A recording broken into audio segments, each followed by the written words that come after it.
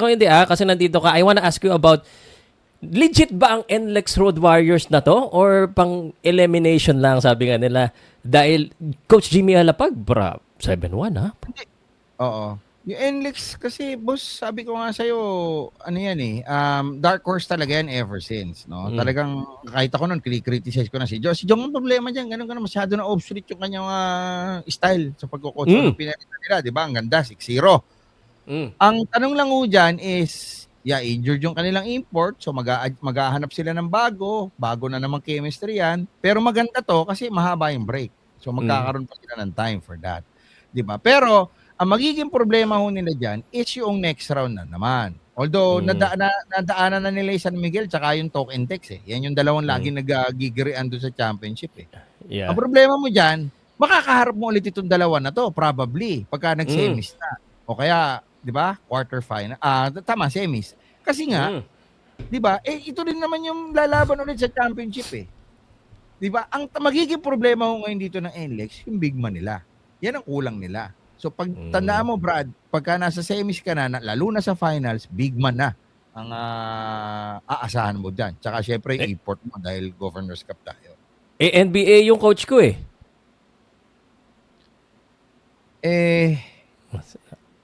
NBA nga, asa na siya ngayon? Di ba? Natin yan, Jimmy, kaibigan natin yan. Kasi talagang NBA caliber, okay, nag-NBA naman nung si Jimmy. Wala tayong problema dyan. Jimmy, kaibigan kita, huwag ka ma-offend Pero andito ka na ulit sa PBA ngayon. PBA level coach ka na ulit. Pero he has history, has learning sa NBA, and this is impressive for a rookie coach. Science na nakuha niya ron. Iba yung science na na-pick up niya ron. Pero iba pa rin siyempre, yung coach na veterano na, alam na yung galawan sa PBA. Kasi let's face it, Jimmy Alapag still has to familiarize himself with some of the players. Ako nga, hindi ko nakilala yung ibang mga player halos 10 taon ako nawala rin sa PBA na hindi ako nakakapanood ng live. So, di ba, ipapamiliarize mo na. Pag tinignan mo, kunyari, itong isang manlalaro, for example, MJ Garcia, alam mo ba yung style niyan? Ang tagal mo nawala. Di ba? Correct. So, yun na yung magiging advantage kayo ng mga veteran coach na matagal na gumagabay dito sa PBA. Tama? Isn't that impressive, Snow? Hindi niya pa kilala ganon yung mga player, kalaban man or team niya, pero he is already winning. Two-part question, So, how do you see the limit, at least this conference? Ano sa tingin mo pinakamataas na mapupuntahan ng NLEX? NLEX, tingin ko, kaya nila mag-semis. Kaya rin naman syempre mag-champion. Di ba? Hindi mo na maaalis yun Pero ang ano kasi dyan is, one, yung mga possibility why Jimmy was able to record 6 wins, bago siya natalo last time, una, hindi pa alam yung sistema niya. Diba? Correct. Hindi pa nakakahanap ng antidote yung ibang mga koponan. Bago pa siya bago pa siya Hindi nila alam na ganito pala to. Nabutasan na siya last time. So, kumbaga, nakita na yung mga weaknesses niya.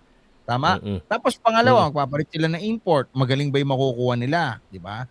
Tapos, tapos ang another point natin dito is, ano ba yung kalakaran sa MVP group? Pag nagharap kayo sa semis ng token text. Diba? Yan yung laging question ng mga fans Diba? Ano to? Do or die ba to? Diba? No, kumbaga, open ba to na competition? Diba? O meron tayong konting hindi ko sinasabing ganun yung nangyayari. Allegedly. Hindi natin maiiwasang na may nangyayari yung ganun. Diba? So, knowing Jimmy, yung kanyang credibility, integridad, I'm sure hindi siya makikigulo sa mga ganyan para si Coach Steve ko. Diba? Yeah.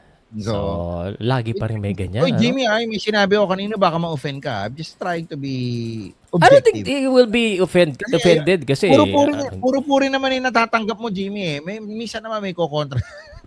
Hindi siya dapat ma-offend dito. He should not be, especially galing siya sa US, more straight and frank yung mga tao doon, more straightforward sa NBA, and you're just doing your job, giving your opinion. Yung opinion mo talaga, that's why it's valuable, because kahit yung iba, alam na ganyan ang opinion pero hindi nila kaya sabihin, ikaw kaya mo. Speaking of that, gagawa ko ng konting intriga question I wanna ask you about this. NLEX ba rin? Okay lang? Medyo intriga to? Sige lang. Hindi, kasi ito, nagjo-joke lang ako. Si Homer. For breakfast. Okay, sige. Si Homer Saison. Shout out Homer.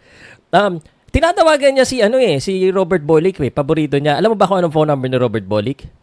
Oo, ito. 09. Huwag mo na sabihin kasi sabihin ko na sa'yo. Ang sabi ni Homer, ang number ba ni Robert Bolick, 1-800 not a winner. Si Robert. Do you agree? Si Bolly kasi nakita naman natin kung pag sinamong not a winner, ano yung ginawa ko niya nung nakaraang Southeast Asian Games? Mm. 'Di ba? So he led the Philippines to the gold medal. Mabigat yung laban noon. Halos niluluto ho talaga tayo ng Thailand doon. But he stood as the leader nung ating koponan doon. 'Di ba? Now, you're going to tell me na hindi siya winner with NLEX. Hindi naman ho talaga pang championship yung sistema ng NLEX last time 'Di ba? Kung inyo mapapansin 'Di ba? Ngayon nga lang ho nagkakaroon ng magandang takbo yan all because pumasok na si Jimmy Alapag. Pero yung dati po nila kahit ako kritiko ko noon dati doon, 'di ba? Sinabi ko nga po sa show namin dati, sabi ko, tinanong ko yung si Mr. Ronald Durante, bakit dahil mo kukunin coach yung diba? Galing na sa Inebra yun galing sa San Miguel. 'Di ba? Right. So, wag ko natin sisihin si Bolick doon sa mga woes ng kanyang team kasi kung tutuusin kulang pa rin talaga yung pyesa nila 'Di ba? If you're going to match up doon sa mga big wigs ng PBA, 'di ba? Kulang pa ho sila sa timpla. Kumbaga sa sinigang wala pa silang sampalok, idol. Yun ang pinakailangan papaasim. Oo, wala pa silang sita, wala pa silang kangkong. 'Di ba?